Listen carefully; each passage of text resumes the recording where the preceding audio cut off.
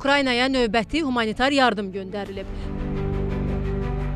Elektrik avadanlıqlarından ibarət növbəti yük Sumqayıt Texnologiyalar Parkının ərazisindən yola salınıb. Yardımın göndərilməsini Prezident İlham Əliyevin 16 yanvar tarixli sərəncamına əsasən Energetika Nazirliyi təmin edib.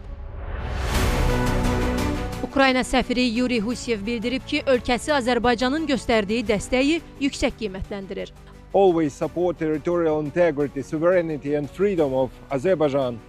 Azərbaycanın humanitar yardımı ağır dövrdə son dərəcə vacibdir. Bunu unutmayacağıq. Bugün ilk növbədə həmrəyliyimizi ifadə etmək istəyirəm. Çünki bugün 20 yanvarda, qara yanvar günüdür. Biz hər zaman Azərbaycan xalqı ilə həmrəyik. Daim sizinləyik və Azərbaycanın ərazi bütövlüyünü, suverenliyini və azadlığını həmişə dəstəkləyirik. Biz xüsusilə bugün Azərbaycan tərəfindən göstərilən dəstəyi yüksək qiymətləndiririk. Azərbaycanın Ukraynaya göstərdiyi ümumi humanitar dəstək, o cümlədən bərpa və yenidən qurma yönümlü yardımların ümumi dəyəri artıq 45 milyon dolları ötüb. Ukrayna tərəfinin istəyi əsasında həyata keçirilən humanitar yardımın dəyəri 1 milyon ABŞ dollarıdır.